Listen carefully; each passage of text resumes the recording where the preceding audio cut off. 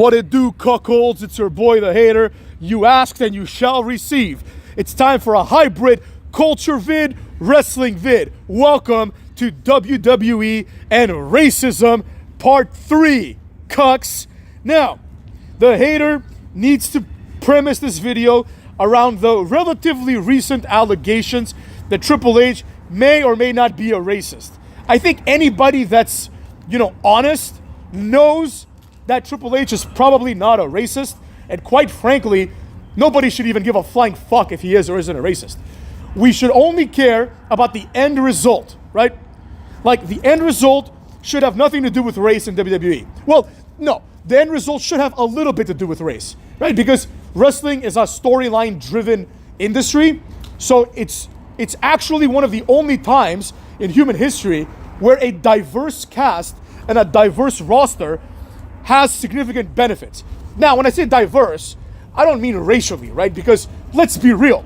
If you're someone like the hater who hangs around with all types of people, you quickly realize that us whites, the blacks, the Latinos, the Hispanics, the Indians, the Asians, like anybody else that I'm missing here, we're all largely the same, right? Like, we're largely the same thing. We all want to be happy. We all want to be fun and have fun, etc. I'm talking about a diversity of gimmicks, right? For example, there was a show, a short-lived but excellent show called Battle Dome, motherfucks. The two primary characters, as far as I remember, were Mike Odell, played by Mike O'Hearn, who still looks exactly the same, and T-Money, played by Terry Crews, right? T-Money, as the name would suggest, was supposed to be this like street type guy with like gold chains and everything, and Mike Odell was supposed to be this like, he basically had like a Chris Masters gimmick, if you will, right? So that's what made it interesting, because it's like, oh, who's gonna win, this guy or this guy? They come from different worlds, presumably two worlds that haven't like collided yet. The street models haven't fought the guys from the street yet, right? And of course, the male models haven't fought the men of the street yet. So there you have it. Now, what does this have to do with race, you may ask? Well, as we all know, Triple H is in charge. And as we all know, Triple H is now going to be a Hall of Famer. Good for him. But the smart ones see where this is going, right? Triple H's tenure as head booker, or whatever the fuck his actual role is gonna get even worse. And here's why. The hater was reading up on the NXT results, right? And I noticed something peculiar, right? Cedric Alexander is back on NXT. Who the fuck knew, right?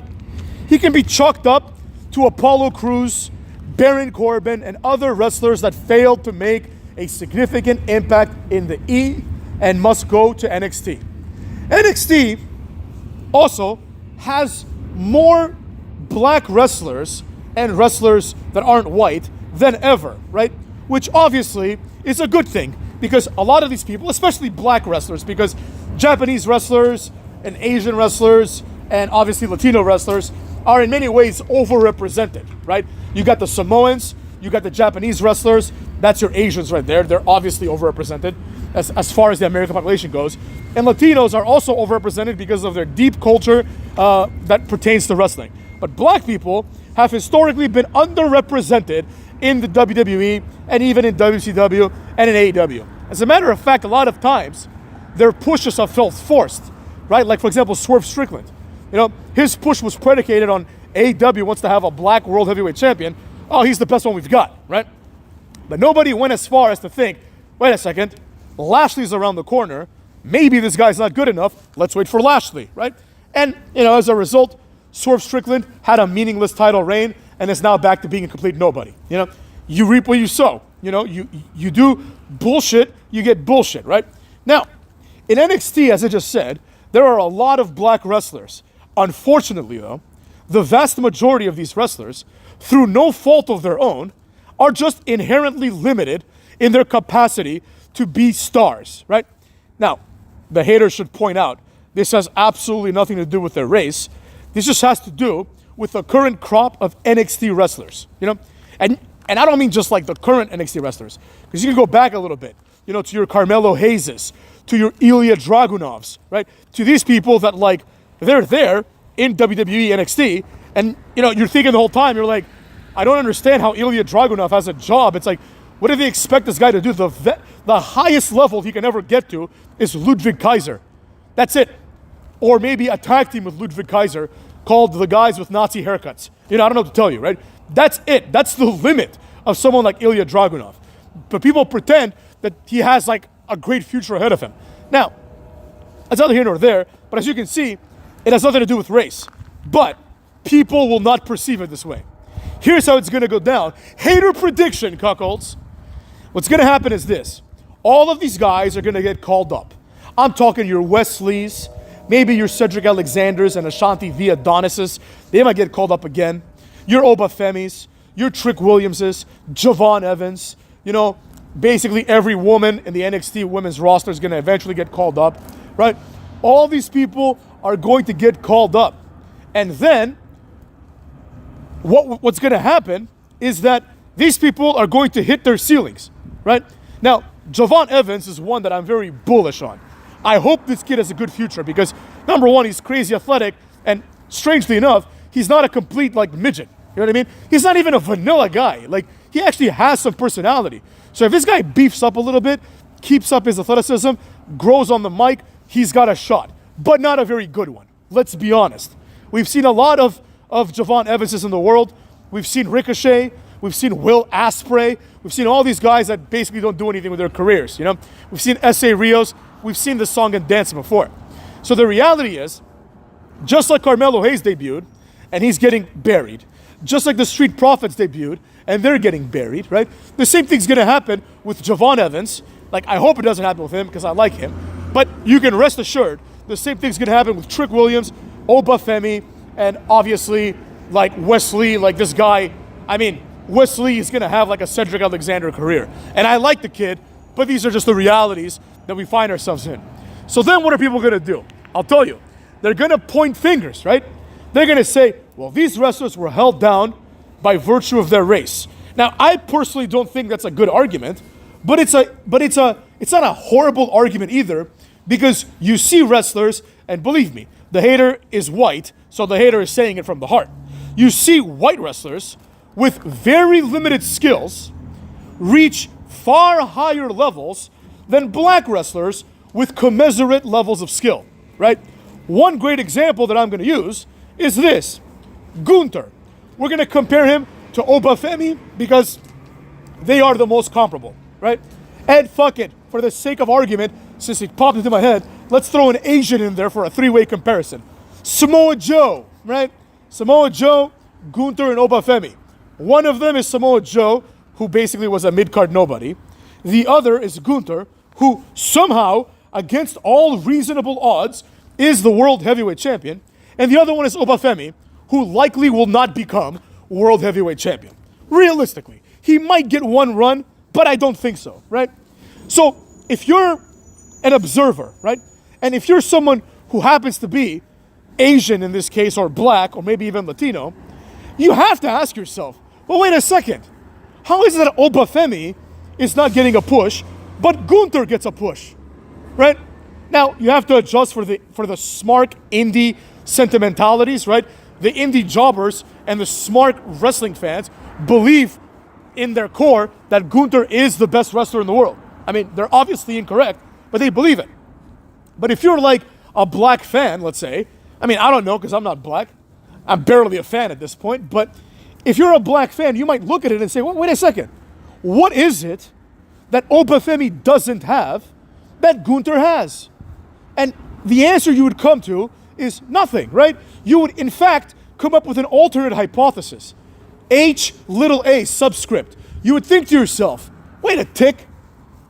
Gunther is worse than Obafemi. He doesn't have the same presence. He doesn't have the same strength.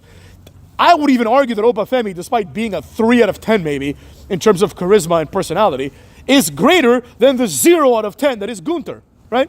And now you might be thinking, hater, you know, this is an outlier, you know, that's just one example. But the hater will give you other examples, right? Here's a personal favorite. Cedric Alexander. I bring him up quite a lot because I think he's underrated. What's the guy's name? Apollo Crews. Same thing. I think he's underrated. Now, in this company, you also have people called Sami Zayn and Kevin Owens. who, for lack of any other reason other than they're indie jobbers, nobody can explain at all why they're good. Like, what makes Sami Zayn better than Cedric Alexander or Apollo Crews? I can't think of anything. Apollo Crews even does a better, like, Blue Thunder bomb, right? He does like 100 times better moves. He does more moves, right? He's in like 100 times better shape. Cedric Alexander is more comparable to Sami Zayn. In my opinion, Apollo Crews is better than both of them, right? But it's like, why are they getting pushed? And why aren't they getting pushed? And why is Sami Zayn getting pushed, right? When Axiom and Nathan Frazier break up, and Nathan Frazier invariably wins the feud, right? It would be reasonable to ask, why did Nathan Frazier win the feud, right? Why does WWE see more in Nathan Frazier already than they do in Axiom, right? These questions should be asked, and they should also be answered. But who's going to answer them? Triple H. That's right, cucks. This is all going to fall on his ass, right? The reality is that if NXT has like 7 black male wrestlers, you would expect one of them to have success. Otherwise, you would have to concede that your vetting process of who you sign into this company is fundamentally flawed to the point where nothing makes sense, right? And that's clearly the answer. You know, I don't think that Tony D'Angelo is going to be a big star either. I'm actually quite worried about what's next, right? You've got Braun Breaker. That's it. Maybe Trick Williams. Like, I mean, anything's possible. Like, who the fuck knows? Maybe, like, you know, Obafemi just develops significantly, becomes the next John Cena. Anything's possible. I'm just talking about what's likely to happen, right? It's possible that Trick Williams develops charisma, you know? Like real charisma, not the bullshit that people pretend is charisma, right? It's possible. Like someone once said in one of my videos, I said, I see Trick Williams, this is like one of the most like completely out of touch statements of all time. They're like, I see Trick Williams having a Randy Orton type career because, they said, they're both in shape, right?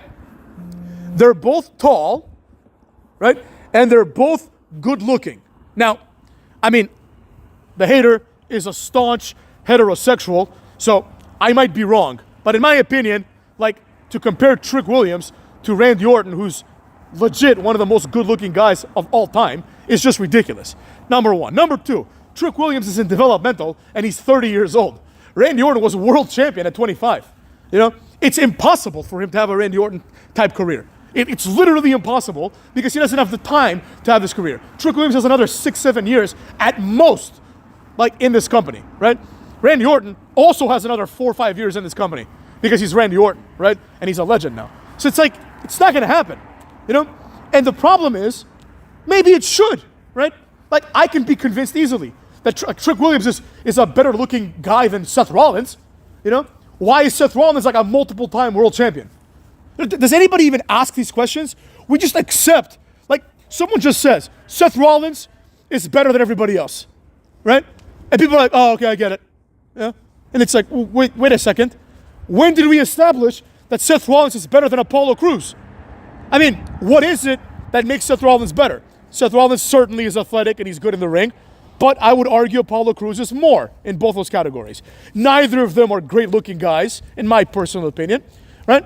And certainly, I can accept the premise that Apollo Crews has little charisma. But you must also accept that neither does Seth Rollins, right?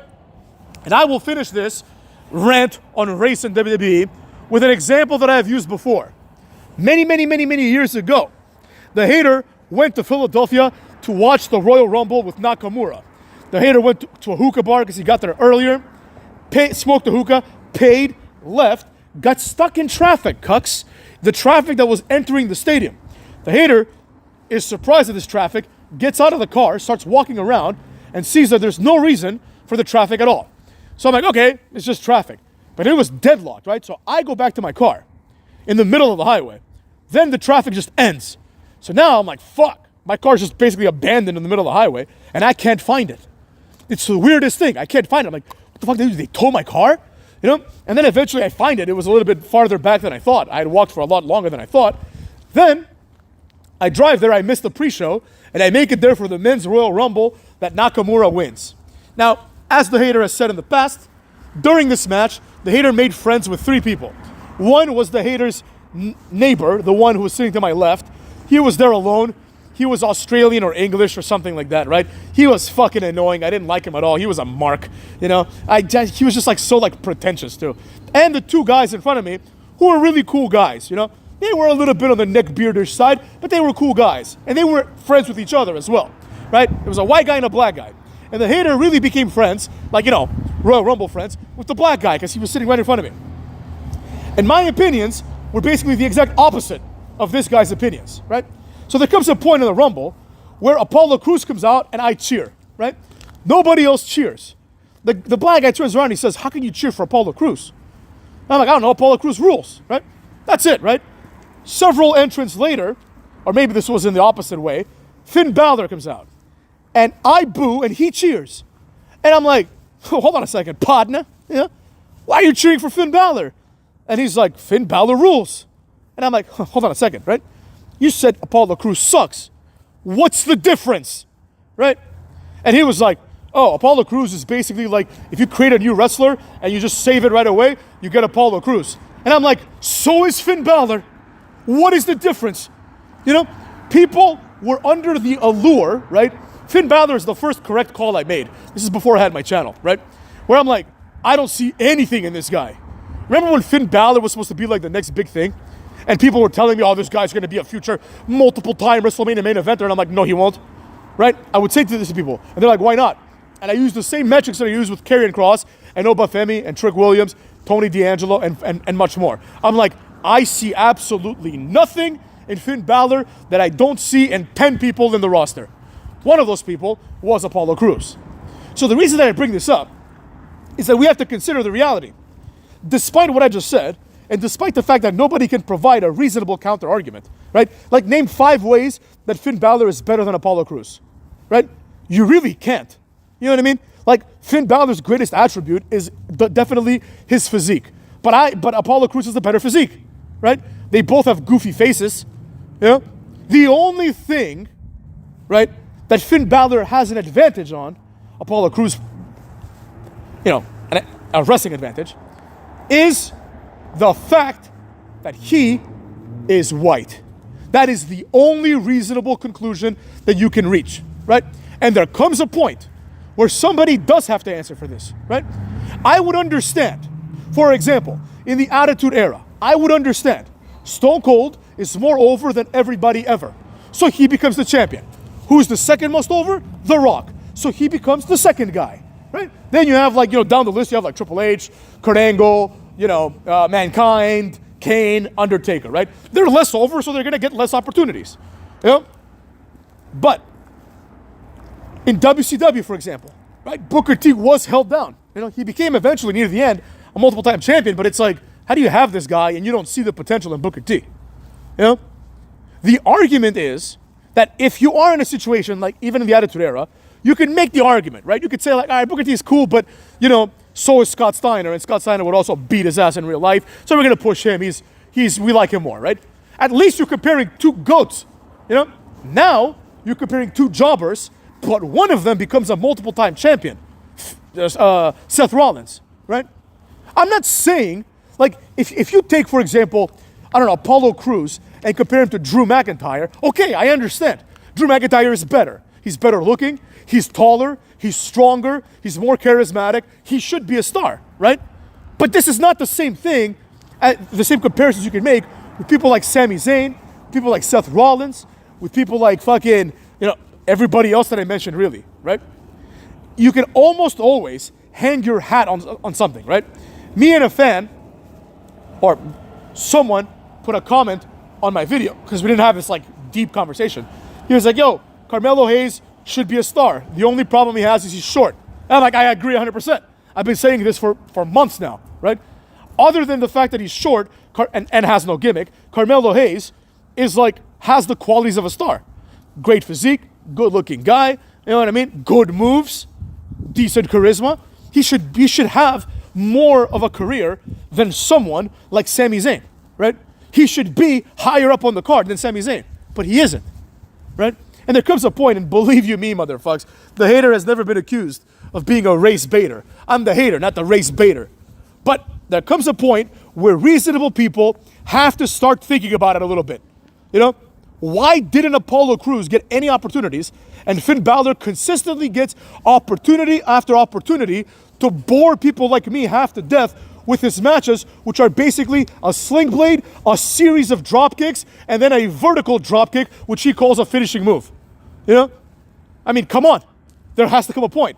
And the problem is, this point won't come. I suspect that after this current crop of NXT jobbers is largely buried, Triple H is going to have to address this, right? It's not going to be this like Triple H answer for your crimes type of situation.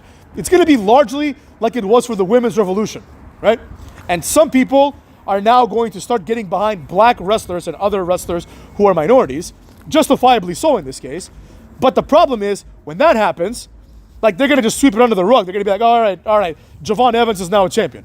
He's the youngest WWE champion. Some bullshit like that, right? They'll be like, that's it. There's no more racism, right?